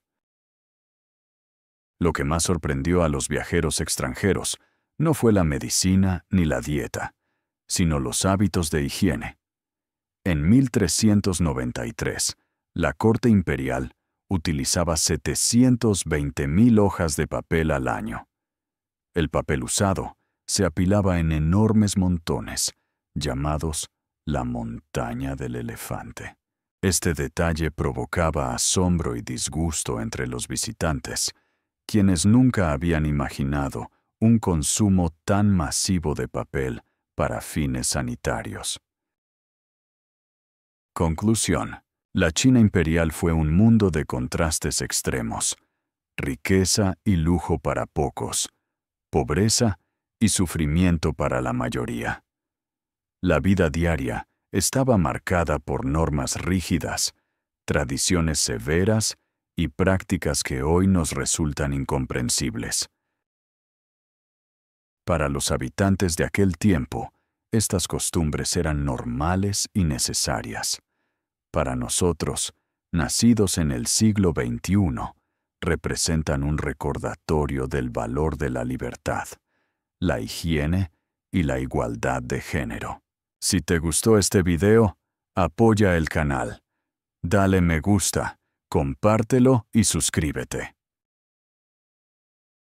China medieval temprana. Secretos prohibidos del Imperio Celestial. Imagina que eres una joven en la antigua China y recibes un libro prohibido sobre el arte de la armonía matrimonial. No se trata de literatura impropia, sino de conocimiento ancestral. Mientras en Occidente ciertos aspectos de la vida íntima se consideraban tabú, en la tradición taoísta existía una perspectiva completamente diferente. Todo en el mundo estaba regido por el principio femenino, yin, y el principio masculino, yang. Los tratados taoístas afirmaban: si conoces el camino de la unión del yin y yang, podrás obtener los 5 tipos de armonía. Pero si no dominas este arte, tu vida terminará antes del tiempo asignado. La mujer era considerada la puerta de la vida. Su energía yin era prácticamente inagotable, y el hombre la cultivaba a través de la comunicación íntima.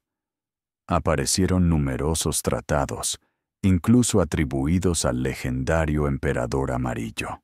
Tras el matrimonio, la joven debía adaptarse a una vida compleja, convivir no solo con su esposo, sino también con sus otras esposas, a veces estableciendo vínculos femeninos cercanos. En muchas familias se practicaba la poligamia. La obligación del esposo era cuidar de todas sus esposas, mantener la armonía y mostrar atención especial. El harén no era un paraíso para los hombres. Un funcionario cuyas esposas discutían podía perder su cargo. Un comerciante, la confianza de sus clientes. Entre la nobleza, era habitual que un hombre se casara con varias hermanas de su esposa, incluyendo primas cercanas. La apariencia femenina era crucial. Las mujeres se cubrían el rostro con polvos blancos y dedicaban gran atención a la forma de sus cejas, con más de 30 estilos de moda, como cejas en forma de alas de mariposa o 2 picos montañosos. Los peinados se renovaban diariamente, con nombres poéticos como dragón jugando con una perla. Pero lo más impactante llegó con la dinastía Song, el culto a los pies diminutos. A los 5 o 6 años, a las niñas les modificaban los pies mediante vendajes extremos para crear el loto dorado, que no debía superar los 10 centímetros. Este proceso, que duraba 3 años, limitaba severamente la movilidad de las mujeres toda su vida. Las niñas de familias nobles eran llevadas en brazos constantemente. Esta modificación era un símbolo de estatus social. Afortunadamente, la práctica fue prohibida en 1912. A pesar de la naturaleza secreta de las técnicas taoístas, la antigua China no era conservadora respecto a la educación matrimonial. Se fomentaba la preparación nupcial. Los recién casados recibían manuales ilustrados en seda, un equivalente chino de los tratados sobre armonía conyugal. Marco Polo describió cómo en una posada china, el anfitrión ofrecía al viajero no solo la cama, sino también la compañía de su esposa para atenderle. La mujer aceptaba con entusiasmo. Era costumbre frecuente en el norte de China para mejorar la fortuna de la familia y la suerte del viajero acomodado. Paradójicamente, los cónyuges debían evitar todo contacto físico fuera del dormitorio. No podían rozarse las mangas, usar la misma vajilla o llamarse por sus nombres durante momentos íntimos. Estas reglas se cumplían incluso hasta los 70 años, mientras las casas de entretenimiento funcionaban como espacios legales, donde incluso las nobles tenían habitaciones privadas. Los secretos taoístas se basaban en equilibrar las energías yin y yang. Los tratados afirmaban: el hombre y la mujer se complementan mutuamente como el cielo y la tierra. Si se sigue el camino correcto, el hombre se libra de la decrepitud y enfermedades, conservando la energía qi y la alegría. Ninguna mujer podía casarse sin la aprobación del emperador, quien determinaba si su energía era beneficiosa para la estabilidad del imperio.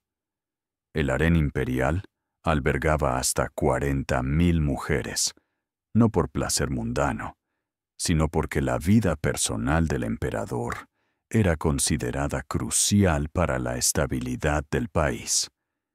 Si su vitalidad disminuía, China podía enfrentar desastres, inundaciones, heladas o conflictos militares. El harén imperial, poder y rituales extremos. El sistema de rangos del harén era extremadamente complejo. Durante la dinastía Qing, además de la emperatriz, existían consortes imperiales nobles, consortes simples, concubinas imperiales y diversas categorías de damas y sirvientas. En la dinastía Song había 18 categorías solo de concubinas imperiales: dama de alta ceremonia, dama de aspecto favorable, dama de maneras brillantes, entre otras. Las concubinas se preparaban diariamente con maquillajes elaborados y peinados complejos, siempre listas para la llamada del emperador. Se esperaba que tuvieran figuras delicadas. Desde los 10 años, les restringían el desarrollo físico con fajas especiales, limitando el crecimiento y la respiración. Existía un registro minucioso de quiénes eran honradas con la visita imperial. Los eunucos anotaban los nombres en libros especiales y registraban todos los detalles de lo sucedido en las cámaras imperiales.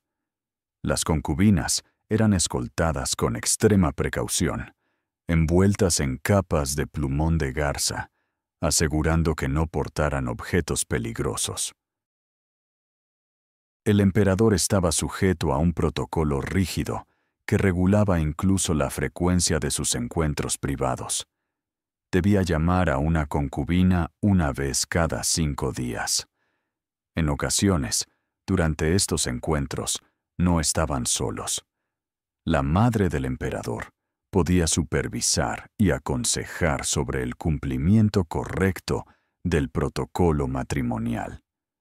La observación era común, ya que presenciar estos rituales se consideraba una forma de obtener energía espiritual. La pureza en el harén era crucial. Pasar una noche con el emperador confería honor y ventaja. Algunas concubinas sobornaban a artistas para representar a sus rivales de manera poco favorecedora, mientras que otras eran marcadas con cicatrices por sus padres para descalificarlas del harén y proteger sus vidas. Algunos emperadores eran crueles. El príncipe Dong obligaba a las concubinas a permanecer desnudas en condiciones humillantes, o las castigaba severamente por faltas menores.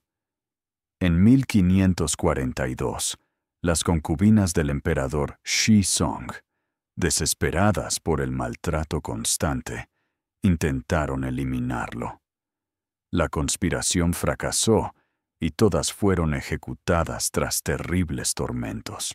Una joven llamada Pequeña Orquídea, futura emperatriz Cixi, ingresó al harén como concubina de quinto rango.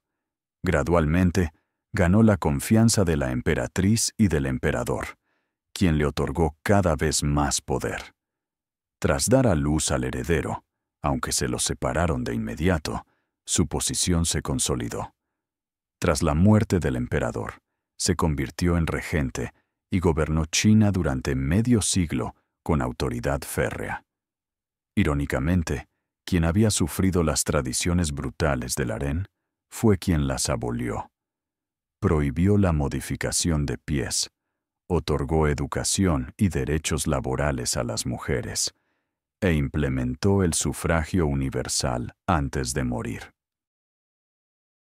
La mayoría de la población vivía en extrema pobreza. Chozas estrechas, alimentación escasa y gachas líquidas. Algunos padres vendían a sus hijos como trabajadores forzados. Cuando el amo moría, era costumbre eliminar a los sirvientes para que le sirvieran en el más allá. Esta práctica se abolió en 1046 a.C. Entre la nobleza se dejaban crecer uñas largas, hasta 15 centímetros, como símbolo de estatus y conexión con lo divino. Los emperadores tenían las más largas, cuidadas por varias concubinas, y una uña rota podía significar consecuencias graves. La vida familiar estaba regida por el confucianismo. El hombre era todo, la mujer nada. Solo los hijos varones podían realizar rituales por los padres difuntos. Las niñas debían ir a familias ajenas. Un hombre sin hijo podía abandonar a su esposa y casarse de nuevo. Las familias pobres entregaban a sus hijas como sirvientas en la casa del futuro esposo, donde aprendían obediencia absoluta, primero al padre, luego al marido, finalmente al hijo. Debían reprimir emociones, no llorar al recibir castigo, no reír fuerte, ocultarse de los invitados. Desde los 10 años, se les enseñaban las 3 obediencias y 4 virtudes, incluyendo la devastadora regla: una buena mujer no necesita talentos. Solo quien no desarrollaba habilidades era considerada virtuosa. Además, debían no sentir celos de las otras esposas, obedecer a la familia política y no mostrar descontento. Para los hombres pobres, conseguir un trabajo con un rico o el emperador era el sueño máximo, incluso si esto implicaba sacrificar su capacidad reproductiva. Solo los eunucos podían entrar al palacio, por lo que muchos padres sometían a sus hijos a esta modificación al nacer, por si acaso. Los que no eran eunucos a menudo debían someterse voluntariamente al procedimiento. Durante la dinastía Ming, había alrededor de 100.000 eunucos en el país. Incluso conseguir un trabajo codiciado no garantizaba felicidad. Los eunucos estaban a merced de sus amos, debían cumplir cualquier capricho y podían ser eliminados por infracciones menores. Muchos terminaban vagabundeando o mendigando debido a la falta de empleos. Educación, medicina y vida cotidiana en la antigua China. Las niñas se casaban entre los 14 y 16 años, a veces comprometidas incluso antes de nacer, adivinando el género por el pulso materno. Los padres elegían al marido sin consultar a la niña. El matrimonio era arreglado, reflejado en el proverbio chino. Marido y mujer viven juntos, pero sus corazones están lejos uno del otro. Incluso durante la boda se evidenciaba la desigualdad. El novio comía lo que deseaba, mientras la novia solo podía probar pequeños bocados. En casa de su esposo, durante las primeras 2 semanas, la novia comía únicamente lo que traía de su casa paterna. Su destino era servir al esposo, criar hijos, mantener la casa y atender a los suegros. La esposa era llamada asistente doméstica, limpiadora y cocinera. La desobediencia era un pecado grave que podía justificar el divorcio.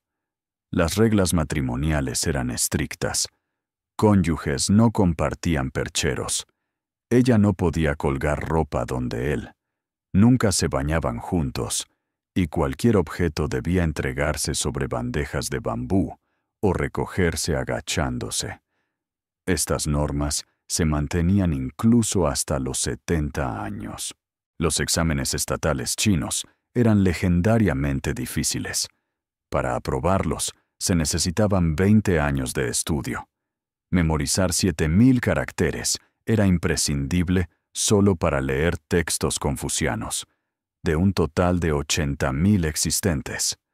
Algunos caracteres tenían hasta 52 trazos. Los exámenes duraban 3 días sin descanso. Los candidatos llevaban comida y recipientes para necesidades básicas. Hacer trampa se castigaba severamente, y solo 1 de cada 10.000 personas aprobaba, obteniendo los puestos más altos del estado. La medicina china desarrolló métodos que habrían sorprendido a los europeos. Inventaron la terapia con orina procesada, evaporando este líquido hasta crear cristales recetados como medicina diaria. Pero esto palidecía frente a la sopa amarilla, agua mezclada con materia fecal seca y molida de personas sanas, usada contra problemas digestivos severos. Una delicadeza regional era el tongdan, huevos hervidos en orina de niños menores de 10 años. Se hervían todo el día, perforando la cáscara para que el líquido penetrara dentro. Originalmente inventado por los pobres para conservar huevos, se convirtió en patrimonio cultural y era considerado beneficioso para la sangre y el organismo. Los olores determinaban el estatus social. La nobleza percibía el mal olor como falta de refinamiento, aunque no se bañaba frecuentemente. La solución fueron los perfumes. Mujeres llevaban bolsitas aromáticas, y ante el emperador se masticaba clavo para refrescar el aliento. Los aristócratas gastaban fortunas en no oler mal. Los pobres usaban métodos caseros. Algunos médicos recomendaban lavarse las axilas con orina 1 vez al año para reducir el olor corporal. Los taoístas no se bañaban, creyendo que el agua transmitía enfermedades. Con tanta gente sin higiene, China sufría plagas de parásitos. Los médicos los utilizaban para diagnosticar. Muchos parásitos indicaban supervivencia, pocos, deterioro de salud inminente. Los pobres cazaban y consumían estos parásitos. Incluso existían recetas médicas para tratar estos excesos con ceniza y agua hervida en panales de abeja. Curiosamente, lo que más sorprendía a los viajeros extranjeros no eran las prácticas médicas ni matrimoniales, sino algo considerado normal: el papel higiénico. Un viajero árabe describió con asombro esta costumbre. En 1393, la corte imperial utilizaba 720.000 hojas al año, acumulando montañas tan grandes que se les llamó montaña de elefante. Conclusión: así era la antigua China, una civilización de contrastes extremos donde la filosofía más refinada convivía con prácticas que desafían nuestra comprensión. La búsqueda de la longevidad se mezclaba con la severidad cotidiana, y las mujeres podían ser tanto figuras de energía vital como prisioneras de tradiciones implacables. La educación, los exámenes, la medicina y las normas sociales eran estrictos y detallados, reflejando una cultura obsesionada con el orden, el poder y la supervivencia. Al mismo tiempo, la historia muestra que incluso en los entornos más restrictivos surgieron figuras como la emperatriz Cixi, que transformaron la sociedad y abolieron algunas de sus tradiciones más crueles. Esta combinación de rigor, rituales y curiosidades extremas convierte a la China medieval temprana en una de las civilizaciones más complejas y fascinantes de la historia mundial. Si te gustó este video, apoya el canal, dale me gusta, compártelo y suscríbete.